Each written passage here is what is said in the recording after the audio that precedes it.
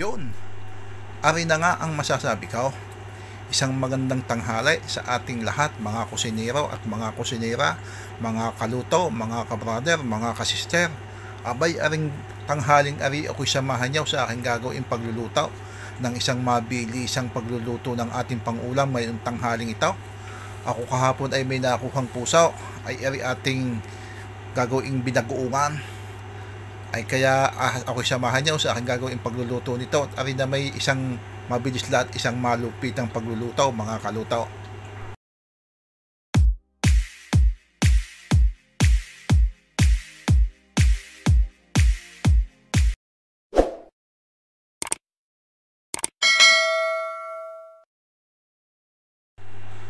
Ari na mga kaluto, uumpisahan na natin. Kayo ga mga kaluto ay nakapagluto na ng ganaring pusong binagoongan. Nakaw, ay kung hindi pa ay magluto din kayo mga kaluto. Ay talaga namang napakasarap na rin. Ay binagoongang puso. Ay huwag niyong subukan, talagang inyong gawain. Nakaw, pag ari natikman ninyo, sasabihin nyo nasa na ang mga lasang yan mga kaluto. Aring bawang at sibuyas na rin, hintayin lang nating pumula-pula ng kaunti. At ating iuhulog na yung ating ginayat na puso.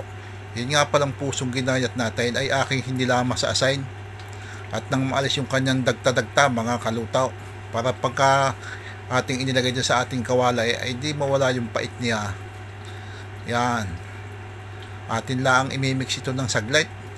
At pagkatapos ating ilalagay na yung ibang ingredients. Ang mga ilalagay lang naman natin dito yung bagoong na ginataang baguaw. Ginataan ko yun nung isang araw, ay napakadamay. Yan yung aking ginataang baguaw. Ay yan ang ating gagamiting pampalasa. Yan ay may timpla na rin, may gata yan. Tapos lalagyan natin ng isang dakot na na sampalok. Yan ikakahapon ko din na nakuha mga kaluto, yan sampalok na yan. Kaya himay ko lang ng kaninang umaga. Tapos sinamahan ko yan ng 3 pirasong siling pandinuguan. Yan na may ilang baligtad lang mga kaluto, kaya na namang kabilis lutuin. Yan namang puso ng saging, nakakain ng hilaw yan. Yan na may pag may ilang baligtad na may luto na yan ay dahil ang bagoong namang inilagay natin luto na mga kaluto. Yan, pwede na ito, pwede na tayong kumain. Tara na, tayo kakain na mga kaluto. Kanaray ang masasabi ko mga kaluto. Kapag aring bidyong ari na panood nyo, abay huwag na huwag nyong kakalimutang i-like at i-share. At mag-comment na rin kayo. At kapag sinubukan nyo magluto na ready, mag-comment kayo kung anong masasabi nyo, kung anong lasa baga. Ay talagang sa akin panlasa ay talagang napakainam at napakasarap mga kaluto. Ay siya, maraming salamat sa inyong panunood. At sana ipanoodin pa ninyo at suportahan pa ninyo ang mga susunod ko pang gagawing mga videos.